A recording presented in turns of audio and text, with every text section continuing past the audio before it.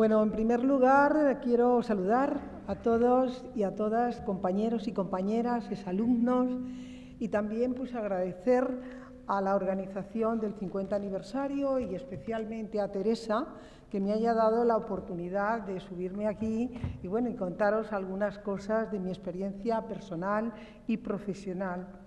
Realmente yo estoy aquí por haber sido pues, la primera y, como ha dicho Teresa, hasta ahora única, espero que por poco tiempo, directora del INEF. Pero también estoy aquí, y es una cosa que me gusta señalar, porque realmente, junto a otras compañeras, he sido de las primeras mujeres que ha pisado este centro.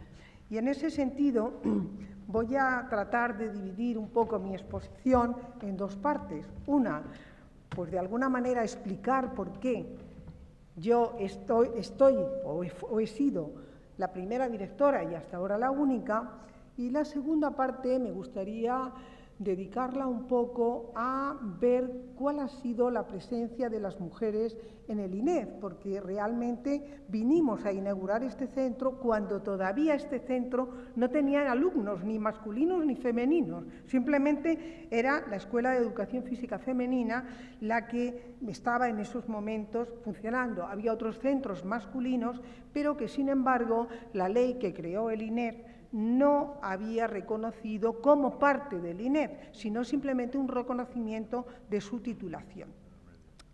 En el primer caso, la primera mujer directora del INEF, bueno, pues a mí me parece que simplemente respondo a las estadísticas sobre la presencia de mujeres en puestos de responsabilidad en el ámbito deportivo, en particular, pero también en el ámbito social. Y en ese sentido, pues voy a señalar, o he traído aquí algunas referencias estadísticas, como esta que tenemos, por ejemplo, en donde podemos observar cómo el porcentaje de mujeres y de hombres está bastante desequilibrado, incluso en ámbitos en los que ya hace mucho tiempo pues se ha instalado el término o el concepto de equidad de género, pero evidentemente los estereotipos sociales y las tradiciones culturales todavía hacen que muchas mujeres no puedan acceder o no quieran acceder a puestos de responsabilidad. También en el ámbito del deporte, pues todavía esta es una situación actual en donde vemos que solamente dentro de las 60 federaciones deportivas solo hay 3 mujeres y además en 3 modalidades deportivas que realmente, bueno, pues no son de las más significativas y que por otra parte, tampoco tienen una gran diferenciación en cuanto a estereotipo masculino y femenino. Además, en un estudio que se hizo ya hace algunos años entre los centros, las facultades e institutos de ciencias del deporte, se hizo por la Conferencia Española de Institutos y Facultades, vemos también datos que nos, justifican que la mujer todavía sigue apartada de los ámbitos de gestión y de dirección del deporte. Y por último, este cuadro que les he traído aquí responde a nuestro centro, en donde sobre 171 profesores y 64 profesoras, como podemos ver, el porcentaje de hombres que han accedido no solo a la dirección, sino a otros puestos de responsabilidad dentro del centro es bastante superior al de mujeres. Esto significa que mi caso no es un caso particular, sino que es un caso que está bastante generalizado en la sociedad y evidentemente más todavía en el ámbito del deporte. Desde el Seminario Mujer y Deporte, que yo en estos momentos dirijo, pero que creó la profesora Benilde Vázquez ya por el año 1990, venimos estudiando, luchando, analizando situaciones y asesorando a las administraciones, a las instituciones, para que apliquen políticas y estrategias que permitan a las mujeres colaborar y participar en los ámbitos de decisión del deporte. Ahora mismo en la Comisión Europea hay un objetivo fundamental que es el de empoderar a las mujeres. Es un término que a mí particularmente no me gusta mucho, pero que lo que viene a decir es propiciar que las mujeres puedan participar en los ámbitos de decisión de la sociedad. A partir de aquí, me gustaría también señalar por qué yo aparecí en el año 1994 como una persona que quería presentarse a la dirección del INEF. Y ahí pues, me gustaría hacer dos diferencias. Una, yo creo que la situación institucional en ese momento del INEF favoreció la elección de una mujer. Y ahora explicaré por qué. Y también un poco mi situación personal. En primer lugar, porque la situación del INEF, como Fernando Vizcaíno ha explicado extraordinariamente, era conflictiva, era además con un futuro un tanto incierto, en donde ya se estaban atisbando algunas necesidades y algunos logros profesionales que iban a ser requeridos para incorporarnos a la universidad. Y en ese sentido, el profesorado masculino se lo tomó, desde mi punto de vista, con mucho más interés, con mucha más implicación y, por tanto, muchos del profesorado masculino estaban muy centrados en, precisamente, su currículum y, sobre todo, en la elaboración de tesis doctorales, con lo cual su implicación en la dirección del INEF podría, digamos, restarles tiempos a esa formación que preveían que en el futuro les iba a hacer falta. Y, por otra parte, es una opinión particular, no está confrontada ni, por supuesto, respaldada estadísticamente, pero yo creo que, en general, las mujeres somos vistas como una menor amenaza personal y profesional. Creo que esos factores fueron, a mi modo de ver, un determinante en mi elección. Por otra parte, también desde el punto de vista personal, la disponibilidad de tiempo. Yo soy una mujer que no tengo hijos y, por tanto, un problema que tienen muchas mujeres, que es la de la conciliación de la vida familiar con la vida personal, en mi caso estaba reducida, porque aunque estoy casada, pues evidentemente el no tener hijos me permitía disponer de más tiempo. Por otra parte, yo acababa de hacer el primer máster en gestión y dirección del deporte que se programó en la Universidad Complutense en colaboración con el Comité Olímpico Español y, por tanto, había adquirido pues, una cierta, digamos, interés y, además, algunos conocimientos en relación con la gestión. Y también pues, mi trayectoria personal y profesional en el INEF y en el deporte, que ahora les voy a mostrar también, es que siempre he estado ligada al deporte. Yo empecé a hacer deporte muy joven en el Instituto Beatriz Galindo, cuando muy pocas mujeres hacían deporte, participé en campeonatos nacionales y, por tanto, yo tenía una afinidad con el deporte muy estrecha, que luego, además, se intensificó a través de los estudios de educación física. Y otro aspecto también es mi identificación con los objetivos de desarrollo universitario del INEF, que, vuelvo a repetir, ha explicado muy ampliamente mi antecesor Fernando Vizcaíno.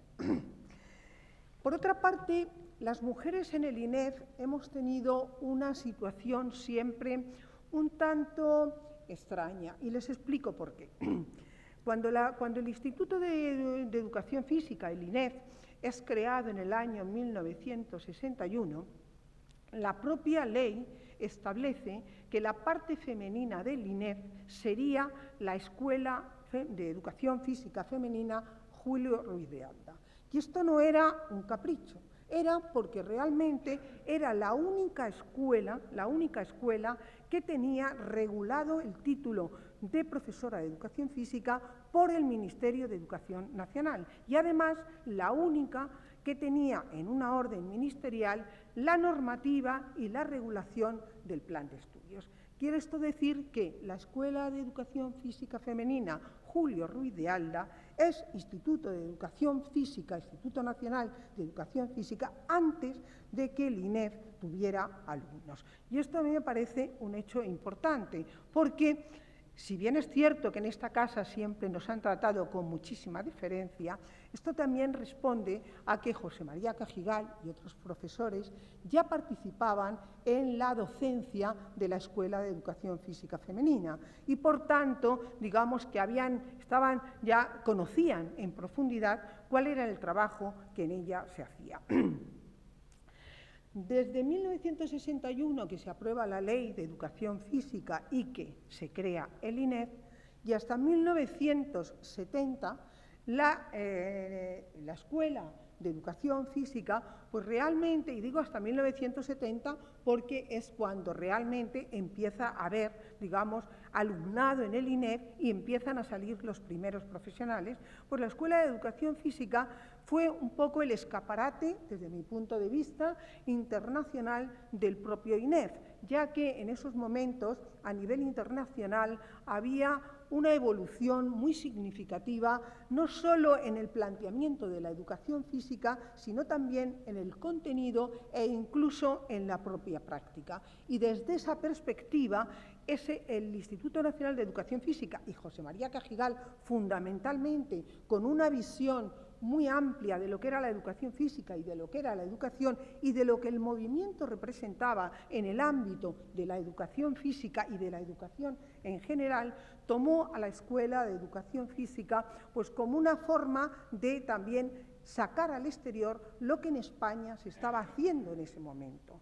De tal manera que cuando en el año 1966 este centro abre sus puertas, ya la Escuela de Educación Física Femenina tenía un cierto reconocimiento a nivel internacional, propiciado fundamentalmente por las actuaciones de José María Cajigal en la AIESEF, o sea, en la Asociación Internacional de Educación Física, y también en otros ámbitos institucionales y científicos de la actividad física y el deporte. Además, había profesores en nuestra institución, en la Escuela de Educación Física, que José María Cajigal reconoció como personas prestigiosas que trajo aquí a este Instituto Nacional de Educación Física como profesores.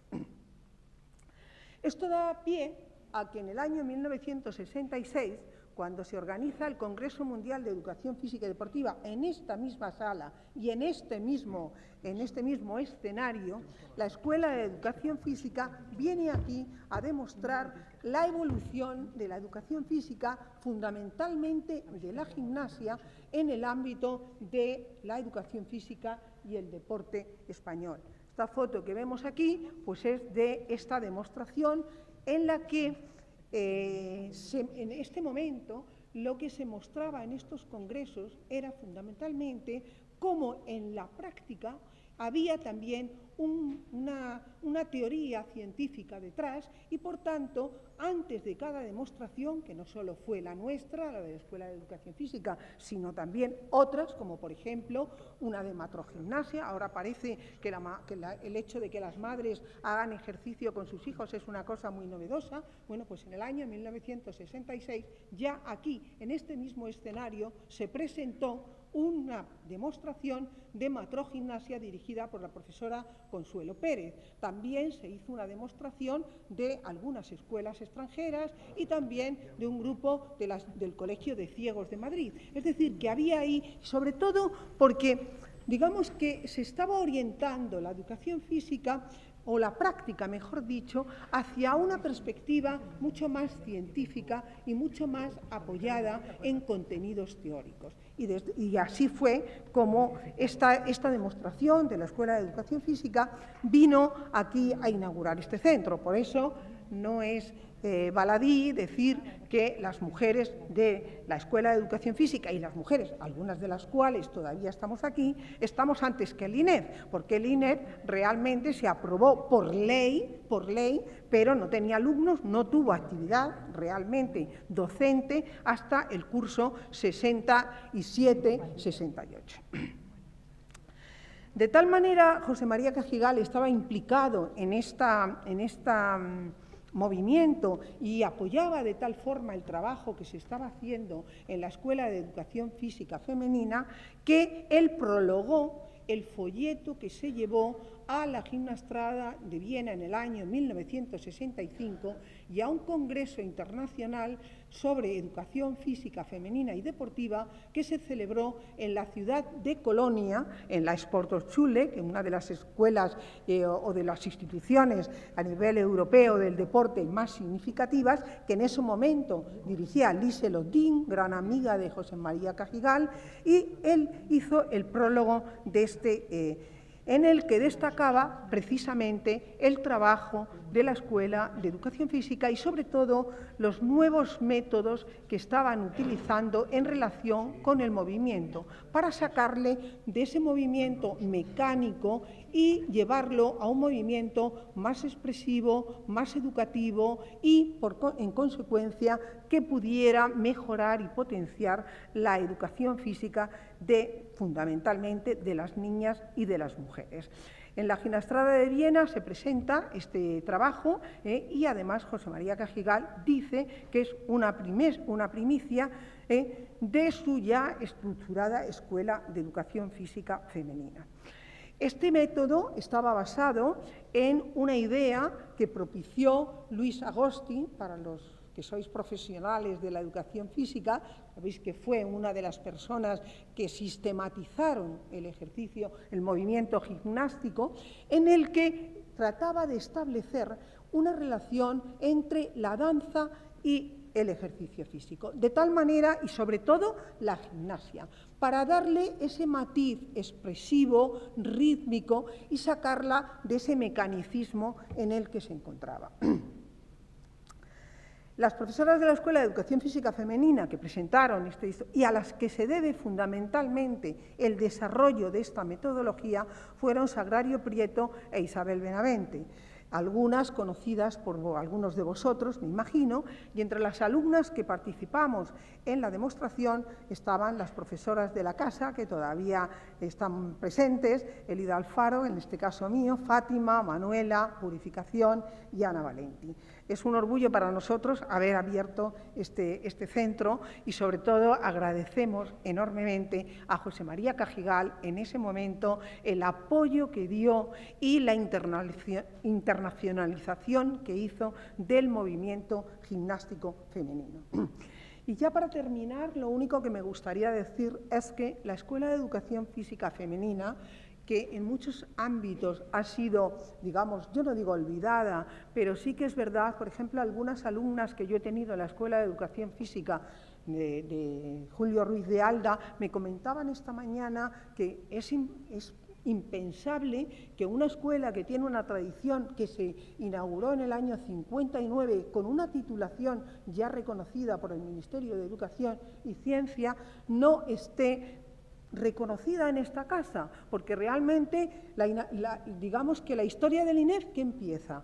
¿En el curso 68? No, para mí la historia del INEF empieza en el momento de la creación del INEF, sin quitar en absoluto ningún mérito al desarrollo de esta casa, que ha sido enorme y con una gran implicación en la evolución de la educación física y el deporte de nuestro país. Yo creo que esta casa es, digamos, el compañero que ha dado la mano a todo el cambio que se ha producido en nuestro país, en la sociedad, en la escuela, en el propio deporte, en las federaciones deportivas, en relación con el movimiento.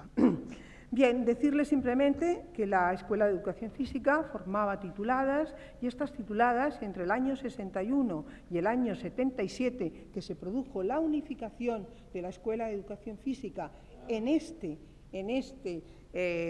edificio, porque antes yo considero que ya estaba unificado, puesto que incluso además profesores eran comunes para ambas instituciones, algunos que estáis todavía aquí, y decir que tuvieron una gran proyección educativa en centros escolares, en escuelas de magisterio, en universidades y en el propio INEF. Algunas pasamos a formar parte del claustro de este INEF. También una proyección deportiva en federaciones, en instituciones deportivas, tanto municipales y autonómicas, como gerentes, como directoras, como profesoras, en clubes y también en la alta competición. siendo entrenadoras nacionales, siendo seleccionadoras nacionales, como es el caso, por ejemplo, de Manuela Fernández del Pozo en rítmica, entrenadoras nacionales, como el caso de Ana Roncero, etcétera, que, digamos, han hecho evolucionar el deporte. También una proyección científica, porque ellas también se sumaron a el hecho de las tesis doctorales, no solo para ser profesoras de esta casa, sino por las exigencias en las instituciones universitarias donde estaban desarrollando su profesión. Me refiero a escuelas de magisterio, facultades de educación, etcétera. También interviniendo en proyectos de investigación, conferencias, seminarios y publicaciones. Y en la dirección y gestión del deporte, pues, como dentro de las instalaciones deportivas municipales, en gimnasios, incluso a nivel privados, en las federaciones deportivas y en centros universitarios.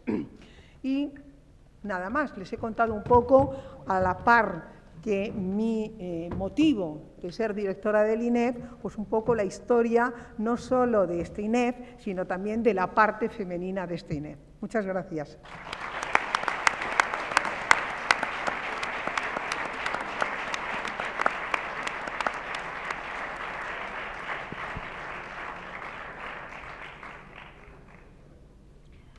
Bien, pues con una disciplina que me parece férrea, los conferenciantes han acatado los tiempos. Yo les quiero pedir disculpas a todos ellos por llevarles con esta premura, pero he sido advertida antes de entrar de que venía el señor rector y que nuestra mesa tenía que ajustarse mucho a los tiempos.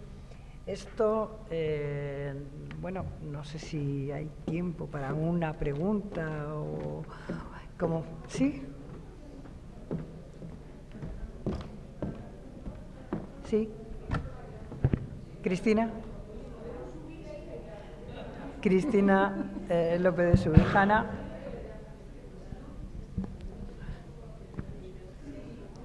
¿Para quién?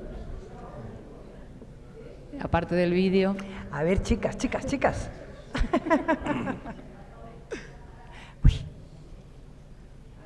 A ver, que se nos han revolucionado el sector con el vídeo. ¿No?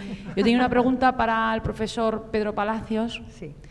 Respecto a la figura de Juan Antonio Samarán como presidente del Comité Olímpico Internacional y todo su legado en el mismo. Bueno, su impresión personal respecto a si alguna candidatura española de Juegos Olímpicos usted cree que hubiera tenido mayor éxito en el caso de que Juan Antonio Samarán Torelló hubiera seguido como presidente del Comité Olímpico Internacional, o cuál es su impresión. Ya sé que son todo impresiones, pero yo tengo una impresión personal y es que, bueno, pues que ha habido una serie de fracasos y siempre ha faltado un pequeño empujoncito, ¿no? Y hasta ahí puedo hablar. Es difícil aventurar una respuesta. Lo que sí es cierto es que durante la presidencia de Samarán del Comité Olímpico Internacional, el deporte español alcanzó sus mayores cotas. El cénit se consiguió en Barcelona con las 22 medallas olímpicas. La influencia de Samarán en los éxitos del deporte español no son directamente en la gestión del deporte español, pero sí es verdad que el deporte español tenía un mayor peso específico, tanto a nivel de dirigentes, como de árbitros, como de jueces, como de entrenadores y como deportistas, cuando Samarán presidía el Comité Olímpico Internacional. Sí, Luis Miguel Ruiz Pérez. Yo realmente una pregunta no quiero realizar, simplemente un pequeño comentario a colación del ejercicio de memoria de Fernando, que me ha parecido muy agradable. Yo me incorporé en el 84 cuando Fernando había ya iniciado todo el proceso, y creo que ha hecho un comentario sobre un acontecimiento que difícilmente hemos podido oír después, porque parece que ha estado arrinconado en nuestra memoria, y que creo que nunca se ha agradecido suficientemente a este centro el esfuerzo tan enorme que hizo por normalizar la educación física y el esfuerzo que mis compañeros y los equipos de gobierno diferentes hicieron por poner en la sociedad a todos esos licenciados que luego pudieron desarrollar su labor en circunstancias similares y no iguales a las que el resto de los licenciados universitarios. Yo creo que ese es un valor que yo creo que es la primera vez que lo oigo comentar por alguien en una situación como la que estamos ahora, y sin embargo aquello fue un esfuerzo tremendo, fue un trabajo tremendo, no siempre muy agradecido, no siempre lo pasamos bien, pero que creo que tuvimos nuestros momentos, que hay que agradecerlos, y por lo tanto te agradezco que lo hayas comentado, y te reconozco el valor, como reconozco a todos los que en aquellos momentos tuviste la responsabilidad de tirar del carro la decisión que se tuvo y el bien que se hizo a este país en esa materia. Gracias. Muchas gracias. ¿Alguna otra pregunta? Sí, por favor. Sí. Espera, que va a responder algo Fernando. Lo que hay que agradecer el doble, todavía más, porque al mismo tiempo nosotros, el profesorado, estaba haciendo sus propias pruebas de convalidación. O sea, que era un encaje de tremendo. Y el esfuerzo que hizo el profesorado nunca se sabrá. Nunca. Nunca. Salir a las 2 de la madrugada todos los días. Nunca. Y estar a las 8 de la mañana al siguiente con el siguiente grupo. Exámenes de 400 personas en una prueba. Era una cosa bárbara. Fátima, por favor. Hola, buenas tardes. Yo solamente quiero felicitar a todos los ponentes. Ay, es que me está latiendo el corazón muchísimo. Bueno, felicitar a todos, especialmente a Elida Alfaro, porque ha traído al INEF muchos aspectos desconocidos por muchos y conocidos pero disimulados por otros tantos. Y en segundo lugar, a ver, entiendo que la asignatura de biomecánica es muy importante, pero Fernando Vizcaíno en esta casa empezó como profesor de gimnástica, con Carlos Gutiérrez Salgado. Tienes razón. Nada más, ¿vale? Tienes toda la razón. Pues eso. Tienes toda la razón. Y además iba por los pasillos haciendo así mientras yo daba clase y me reía mucho, porque le gustaba distraernos. No sé si lo recordáis. Muchísimas gracias. No solo de gimnástica, sino también de gimnasia práctica y historia. Hemos dado un poquito todos de todos, sí, es verdad, es verdad. Pero bueno, también ha habido una época en la que aquí los profesores éramos la de historia, la de pedagogía, el de biomecánica. Casi no teníamos nombres, teníamos el nombre de la asignatura, no sé si lo recordáis. Bueno, ya por si no tengo ocasión en otro momento, yo quiero daros las gracias a todos los que estáis ahí, porque aunque hay cosas que he vivido y las conozco, hay otras pues que me pasaron por el lado como por ejemplo la Academia Olímpica, que sabía de ella, pero yo no me pude incorporar nunca.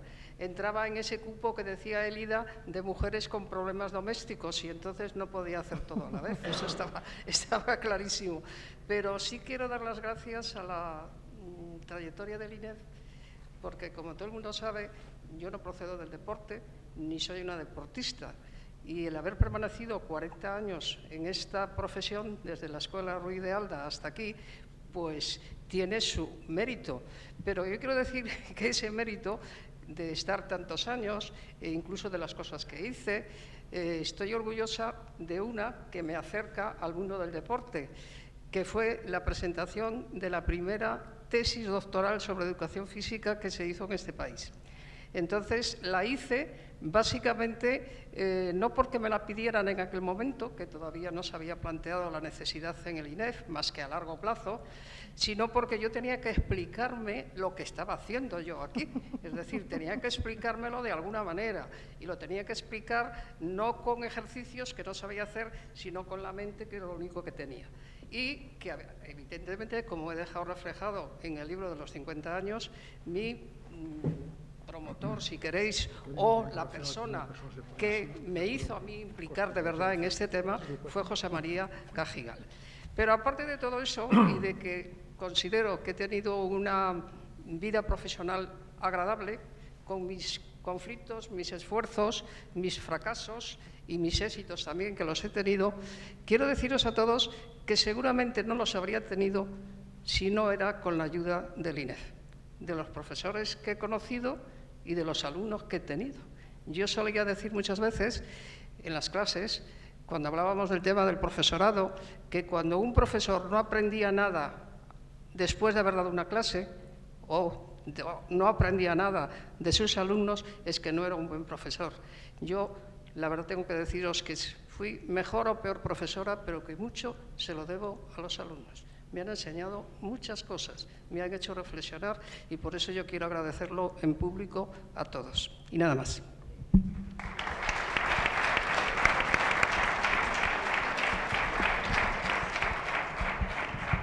Muchas gracias, Benilde. ¿Hay alguna pregunta más? Bien, pues para cerrar este acto, yo quiero reiterar de nuevo las gracias a las personas que me han acompañado en esta mesa y en este recorrido maratoniano por la historia del INEF, que nos ha permitido conocerla desde un punto mucho más cercano, pero también quisiera decir que quiero agradecer de un modo muy especial a todas las personas que durante estos 50 años han constituido lo que es este centro y constituyen hoy lo que es este centro. Gracias a los profesores que han sido y son, gracias a los alumnos que fueron y son, gracias al PAS que fue y continúa siéndolo. En definitiva, muchas gracias a todos por haber construido entre todos lo que fue el sueño de un pionero, de un visionario, que fue José María Cajigal. Muchísimas gracias.